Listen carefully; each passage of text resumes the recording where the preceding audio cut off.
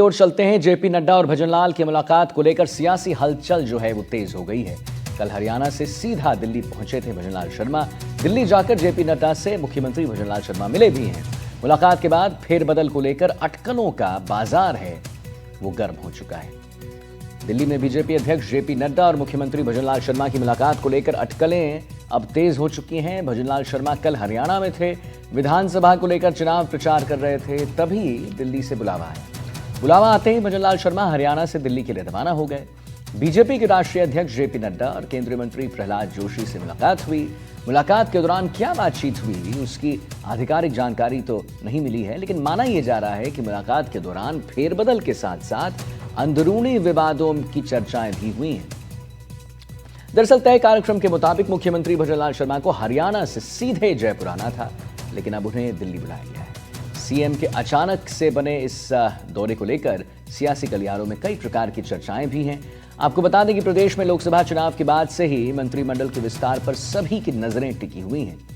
केंद्रीय जल शक्ति मंत्री श्री आर पाटिल से भी भजनलाल से मुलाकात हुई। तो दिल्ली में बीजेपी अध्यक्ष जेपी नड्डा और मुख्यमंत्री भजनलाल शर्मा की मुलाकात को लेकर अटकलें अब तेज हो गई हैं। बाजार गर्म हो गया है।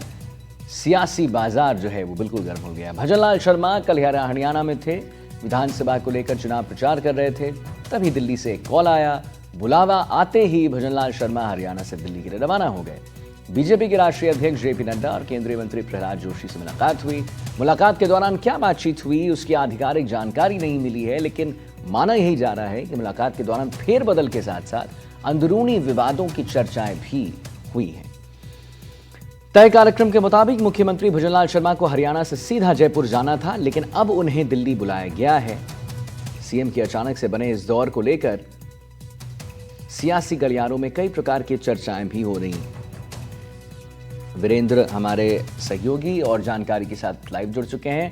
तो वीरेंद्र, माना जा रहा है कि मुलाकात के दौरान फेरबदल के साथ साथ अंदरूनी विवादों की चर्चाएं हुई हैं। क्या है ये अंदरूनी विवाद जिस पर चर्चाएं हुई हैं? क्या जानकारी मिल रही है? क्या अटकलें लगाई जा रही हैं? क्या चर्चाएं?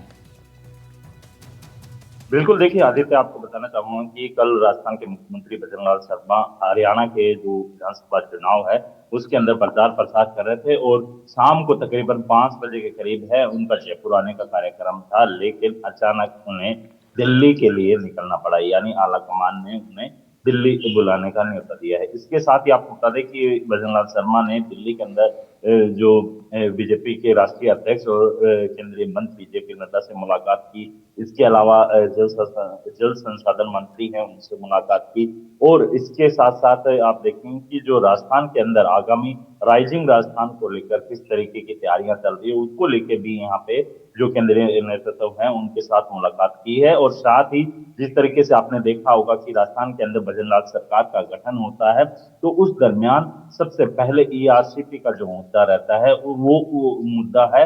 उसके बारे में क्या वाकई में उसकी जो धरातल के ऊपर क्या कार्य हो रहे हैं, क्या नहीं हो रहे हैं, उसकी पूरी अपडेट है केंद्रीय नेतृत्व को दी है। और साथ ही राजनीतिक गलियारों के अंदर इस दौरे के बाद एक चर्चा जरूर तेजी से जो है वो राजनीतिक गलियारों के अंदर चर्चा का विषय बनी हुई, जिसके अंदर जो राजस्थान सरकार के अंदर जो बदलाव की जो लगातार पिछले लंबे समय से एक चर्चा चल रही थी, उसको लेके भी एक बार फिर से जो है राजनीतिक गलियारों में वो चर्चाएं तेज हो गई है। और बताया ये भी जा रहा है कि जल्द ही राजस्थान के अंदर जो राजस्थान की भजनलाल सरकार है उसके अंदर बदलाव देखने को मिल सकता है। यानी मंत्रिमंडल का जो विस्तार की जो चर्चा चल रही थी उसको एक बार फिर से इस दौरे ने कह सकते हैं कि पुल दे दिया है। इसके साथ ही आपको बता दें कि जिस तरीके से राजस्थान के अंदर जो केंद्र की नहीं, योजनाएं एक हैं। वीरेंद्र, एक बात बताइए, मंत्रिमंडल का विस्तार की आप बात कर रहे हैं, क्या जैसे जो चर्चाएं हुई हैं उसमें एक, जैसे मैं कल खबर पढ़ रहा था, खबर में क्या है कि किरोड़ी लाल मीणा जो हैं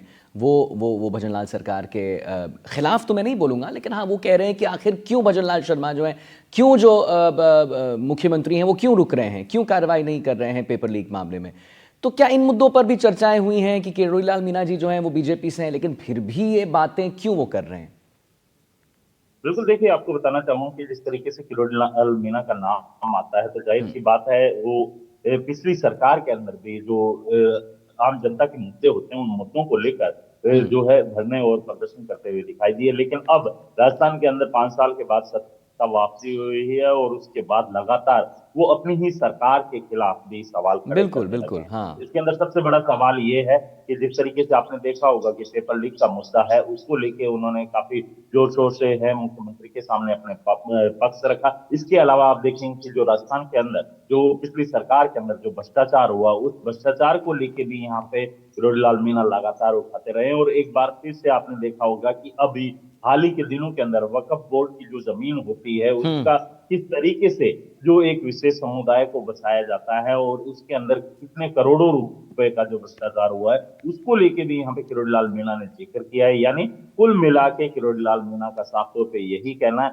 चाहे मैं सत्ता में रहो या फिर विपक्ष में रहो, जो जनता के हित से जुड़े हुए मुद्दे हैं उन मुद्दों को वो लगातार उठाते रहेंगे। लेकिन जब एनडीटीवी से बातचीत के दौरान किरोड़ीलाल मीणा ने ये भी साफ कर दिया कि वो एक कैबिनेट मंत्री के हैसियत से नहीं बल्कि एक विधायक के तौर पे वो हम्म। जनता के मुद्दे उठा रहे हैं और लगातार इसी तरीके से उठाते रहेंगे। और उन्होंने भी हाल ही के दिनों के अंदर एक बयान भी दिया है। उस हम्म। बयान के अंदर साफ तौर पे ये कहा है कि कई ऐसे मंत्री हैं, कई ऐसे नेता हैं जिनके कच्चे चिट्ठे यानी उनके जो काले कारनामे हैं उसके सबूत उनके पास हैं और वो समय आने पे उनका भी जो कह सकते हैं कि मीडिया के समक्ष हैं वो प्रस्तुत करेंगे। यानी कुल मिला के किरोड़ीलाल मीणा अपनी जो एक काम करने की शैली है हम्म। उसी के अनुरूप लगातार जनता के मुद्दों को उठाते हुए दिखाई दे रहे हैं। लेकिन सबसे बड़ी बात यह है कि जब उनसे ये बात पूछी गई कि आप अगर कैबिनेट मंत्री नहीं हैं तो हम्म। आप किस वजह से